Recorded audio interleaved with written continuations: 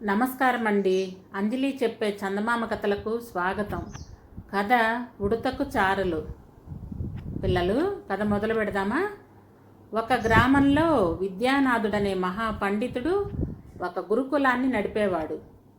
దాని ఖ్యాతి విని ఎంతో దూర ప్రాంతాల నుంచి కూడా విద్యార్థులు అక్కడికి వస్తుండేవారు. విద్యానాథుడి కొడుకు బృహస్పతి తండ్రికి ఏమాత్రం తీసిపోని పండితుడిగా తయారయ్యాడు. త్వరలో తన స్థానం తన కొడుక్కి ఇవ్వాలని నిశ్చయించి, విద్యానాథుడు, నాయనా, నీకు విద్య పూర్తిగా అబ్బింది, ఇక లోకజ్ఞానం కావాలి. లోకం పోకడా మనుషులు జీవించే పద్ధతి తెలుసుకుంటే గాని నీ జ్ఞానాన్ని విద్యార్థులకు ఉపయోగపడేలా చేయలేవు. అందుచేత కొంతకాలం దేశాటన చేసి అవసరమైన లోకజ్ఞానాన్ని సంపాదించి తిరిగిరా అన్నాడు. వెంటనే బృహస్పతి గ్రామాల వెంట తిరిగి ప్రజల వాస్తవ జీవితాన్ని శ్రద్ధగా పరిశీలిస్తూ పుస్తకాలలో చెప్పని ఎన్నో విషయాలు తెలుసుకోసాగాడు. కొన్ని చోట్ల అతనికి ఆశ్చర్యకరమైన సంఘటనలు కూడా ఎదురయ్యాయి. ఒక గ్రామంలో కొందరు కండలు తిరిగిన వస్తాదులు ఒక బలహీనుడికి పాదపూజలు చేస్తూ మహాబలుడికి జయము జయము అని నినాదాలు చేయటం బృహస్పతి గమనించాడు. అతను ఆ విడ్డూరానికి కారణం ఏమని విచారిస్తే అతనికి ఈ కింది విషయం తెలిసింది. ఒకప్పుడు ఆ గ్రామంలో మహాబలుడనే వాడుండి ఆ గ్రామాన్ని అనేక సార్లు విపత్తుల నుండి కాపాడాడు.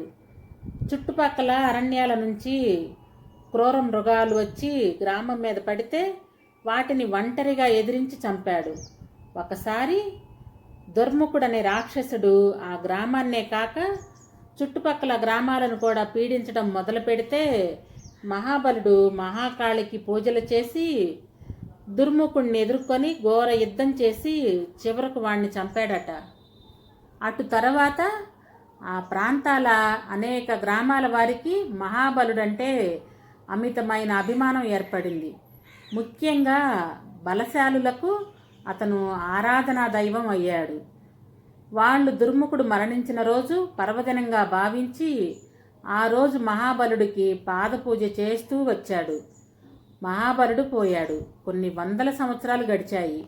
అయినా ఆ పర్వదినం రోజు మహాబలుడు సంతతి వాడికి పాదపూజ జరుగుతూనే ఉన్నది. పూర్వీకుల గొప్పతనాన్ని బట్టి మనుషులను ఆరాధించటం బృహస్పతి ఇంకా అనేక సందర్భాల్లో చూడటం జరిగింది. అయితే అందుకు విరుద్ధమైన సంఘటన కూడా అతనికి మరో గ్రామంలో ఎదురైంది. అతను ఆ ఊరి పెద్ద వితండుడి ఇంట్లో బస చేశాడు. విద్యానాథుడి కీర్తి దేశమంతటా వ్యాపించి ఉండటం చేత ఆయన కొడుకైన బృహస్పతికి వెళ్ళిన చోటల్లా గౌరవం దక్కింది. అందుకే వితండు బృహస్పతితో, మహాశయ, ఈరోజు మా గ్రామానికి ఆస్థాన కవిని ఎన్నుకుంటున్నాం. తమ వంటి పండితుల సమక్షంలో ఆ ఎన్నిక జరిగిందంటే మా గ్రామస్తులందరికీ ఎంతో తృప్తి.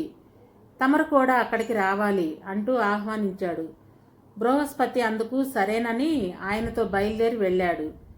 ఆస్థాన కవి పదవి కోసం 6 వచ్చారు. అందులో ఇద్దరు అసువుగా కవిత్వం చెప్పగలవాళ్ళు.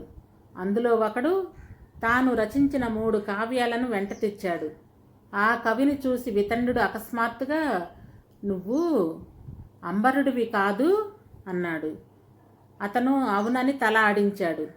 అంబరుడైతే ఆస్థాన కవి పదవికి కనీసం 5 కావ్యాలైనా రాసి ఉండాలి అని వితండు రెండో అసువు కవికి ఆస్థాన కవిగా నిర్ణయించాడు.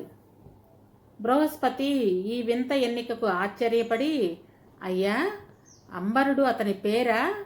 అతను చేసిన తప్పేమిటి అని వితంతుణ్ణి అడిగాడు. అతను తెలుసుకున్నది ఇది. అంబరుడు అన్నది మనిషి పేరు కాదు, జాతి పేరు. తాము ఆకాశం నుంచి ఊడిపడ్డామని ఈ జాతి వాళ్ళు ఒకప్పుడు ఆ పేరు పెట్టుకున్నారు. చదువుకునే అర్హత తమకే ఉన్నదని మిగిలిన వారంతా కాయ కష్టం చేసి బతకాలని వాళ్ళు అన్నారు.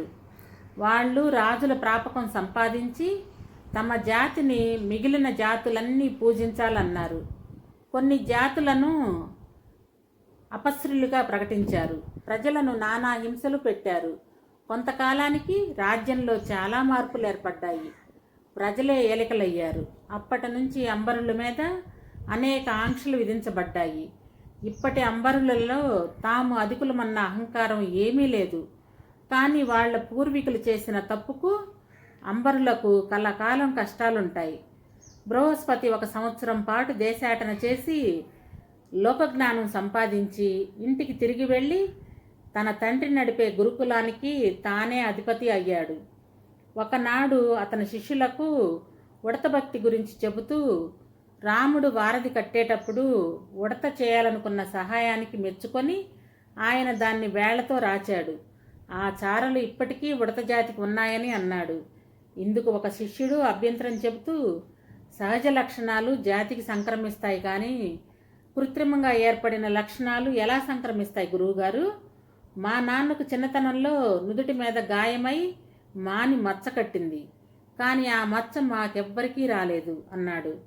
బృహస్పతి ఆ మాటకు నవ్వి, నేను చెప్పిన దానిలో నీతి అది కాదు. ఉడతచారులో పైకి కనిపిస్తున్నాయి, కానీ మానవ జాతులలో ఒక జాతి చేసిన మంచి కానీ చెడు కానీ ఆ జాతి మీద శాశ్వతంగా కనపడిన ముద్ర వేస్తుంది అని తాను ప్రత్యక్షంగా చూసిన మహాబలుడి పాదపూజ గురించి, అంబరుడి కథ గురించి చెప్పాడు. పిల్లలు, ఒక మంచి మాట. అవును, తల్లిదండ్రులు చేసిన పుణ్యం కానీ పాపం కానీ అది పిల్లల జీవితం మీద పడుతుంది. ఉదాహరణకు ఒకతను ఒకరి దగ్గర డబ్బు తీసుకొని తీర్చలేకపోయాడనుకోండి, వారి పిల్లవాడిని అరే మీ నాన్న అప్పు ఎగ్గొట్టాడని పిల్లలను సూటిపోటి మాటలతో పొడిచి చంపుతారు. అదే మంచి పని చేశాడనుకోండి, బ్రతికినంతకాలం మీ నాన్న చాలా మంచివాడు, ఆయన కడుపును పుట్టడం అదృష్టం అంటారు. ఇది లోకం పోకడ. ఏది ఏమైనా అందరూ మంచి పనులు చేయాలి, మంచి అలవాట్లు పిల్లలకు నేర్పాలి. కథ సమాప్తం. సబ్స్క్రైబ్ చేయండి, లైక్ చేయండి, షేర్ చేయండి. మీ అమూల్యమైన సలహాలు సూచనలు కామెంట్ రూపంలో తెలియజేయండి.